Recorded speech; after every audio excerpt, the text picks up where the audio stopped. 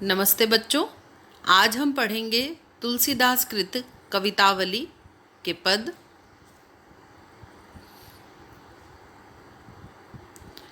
कवित्त में कवि ने बताया है कि संसार के अच्छे बुरे समस्त लीला प्रपंचों का आधार पेट की आग दारुण व गहन है, जिसका समाधान वे राम रूपी घनश्याम के कृपा जल में देखते हैं।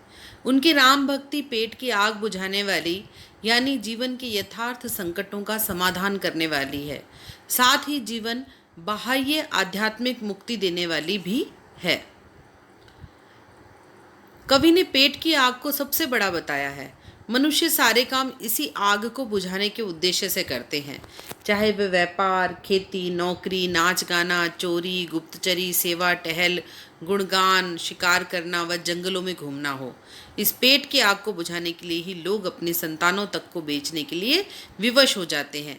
ये पेट की आग समुद्र की आग से भी बड़ी है।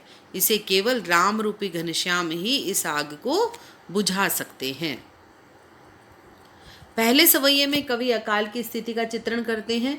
इस समय किसान खेती नहीं कर सकता, भिखारी को भीख नहीं मिलती, व्यापारी व्यापार नहीं कर पाता तथा नौकरी की चाह रखने वालों को नौकरी नहीं मिलती। लोगों के पास आजीविका का कोई साधन नहीं है, वे विवश हैं। वेद पुराणों में कही गई है और दुनिया की देखी बातों से अब यही प्रतीत होता है कि अब तो भगवान राम की कृपा से ही सब और कुशलता होगी। वे राम से प्रार्थना करते हैं कि अब आप ही इस दरिद्रता रूपी रावण का विनाश कर सकते हैं। दूसरे सवैये में कवि ने भक्त की गहनता और सघनता में उपजे भक्त हृदय के आत्मविश्वास का सजीव चित्रण किया है। वो कहते हैं कि चाहे कोई मुझे धूर्त कहे, अवधूत कहे या जोगी कहे, कोई राजपूत या जुलाहा कहे, किंतु मैं किसी की बेटी से अपनी बेटे का विवाह नहीं करने वाला और ना ही किसी की जाति बिगाड़ने वाला हूँ। मैं तो केवल अपने प्रभु राम का गुलाम हूँ, जिसे जो अच्छा लगे वही कहे। मैं मांग कर खा सकता हूँ तथा मस्जिद में सो सकता हूँ, किंतु मुझे किसी से कुछ लेना देना नहीं है। मैं तो सब प्रकार से भगवान राम को समर्पित हूँ। देखते हैं पहला कवित्त छंद।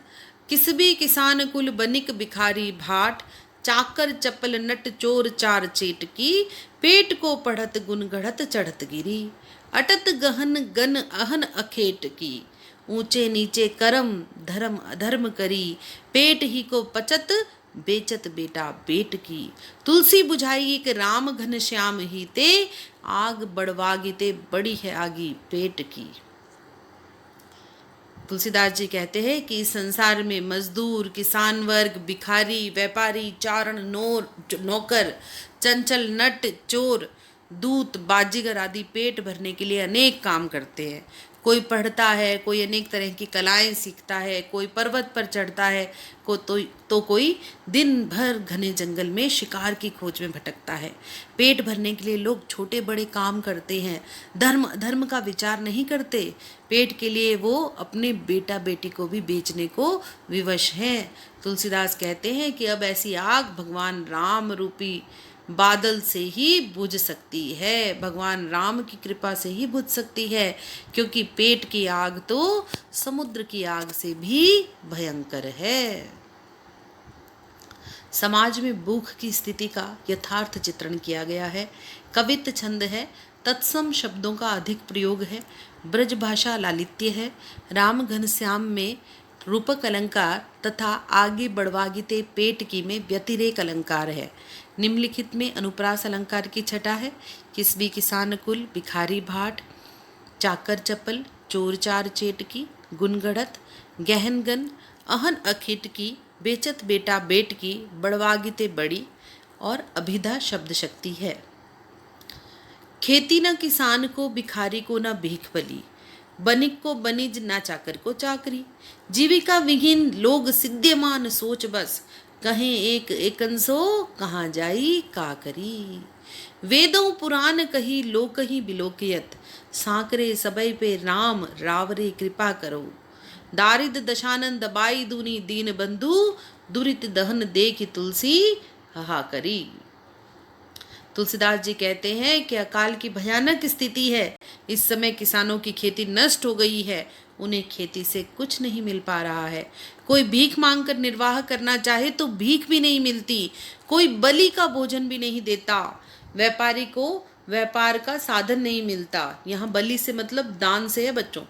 नौकर को नौकरी नहीं मिलती। इस प्रकार चारों तरफ बेरोजगारी है। आजीविका के साधन न रहने से, कमाई के साधन न रहने से लोग दुखी हैं, चिंता में डूबे हैं। वे एक दूसरे से पूछते हैं कहाँ जाएं, क्या करें। वेद पुराणों में ऐसा कहा गया है और लोक में, संसार में भी ऐसा देखा गया है कि जब जब संकट उपस्थित हुआ तब तब राम ने कृपा की है। हे दीन बंधु, इस समय दरिद्रता, गरीबी रूपी रावण ने समूचे संसार को त्रस्त कर रखा है, अर्थात सभी गरीबी से पीड़ित हैं। आप तो पापों का नाश करने वाले हो। चारों तरफ हाय हाय मची हुई है। तत्कालीन समाज की बेरोजगारी व काल की भयावह स्थिति का चित्रण है। तुलसी की नाम भक्ति प्रकट हुई है। ब्रजभाषा का सुंदर प्रयोग है। दारिद दशानन दुरति दहन में रूपक अलंकार है। कवित छंद है। तत्सम शब्दावली की प्रधानता है। अनुप्रास अलंकार है। किसान को सिद्ध्यमान सोच एक एकन, का करी सांकरे सबे पे राम रावरे कृपा करी, दारिद दशानन दबाई दुनी, दीन बंधु दुरित दहन देखी। आगे देखिए, धूत कहो अवधूत कहो, रजपूत कहो जुलाह कहो, काहू की बेटी सो बेटा न ब्याहब, काहू की जाति बिगाड़ न सो, तुलसी सरनाम गुलाम है राम को, जाको रुच सो कहे कछुओ, मांग के खैबो मसीत को सोइबो, लेबे को एक न देबे को दो। कवि समाज में व्याप्त जातिवाद और धर्म का खंडन करते हुए कहते हैं कि वे श्री राम का भक्त है। कवि आगे कहते हैं कि समाज चाहे मुझे धूर्त कहे या पाखंडी, सन्यासी कहे या राजपूत अथवा जुलाहा कहे, मुझे इन सब से कोई फर्क नहीं पड़ता। मुझे अपनी जाति या नाम की कोई चिंता नहीं है, क्योंकि मुझे किसी की जाति, किसी से अपनी बेटी का विवाह नहीं करना और ना ही किसी की जाति बिगाड़नी है। तुलसीदास जी कहते हैं कि मैं तो राम का गुलाम हूँ और उन्हीं को पूर्णतः समर्पित हूँ। मुझे जिसे मेरे बारे में जो अच्छा लगे वो कह सकता है। मैं मांग कर खा सकता हूँ, मस्जिद में सो सकता हूँ, मुझे किसी से कुछ लेना देना नहीं है। संक्षेप में कवि का समाज से कोई संबंध नहीं है, वह राम का समर्पित भक्त है। कवि समाज के आक्षेपों से दुखी है। उसने अपनी राम भक्ति को स्पष्ट किया है। दास्य भक्ति का भाव चित्रित है।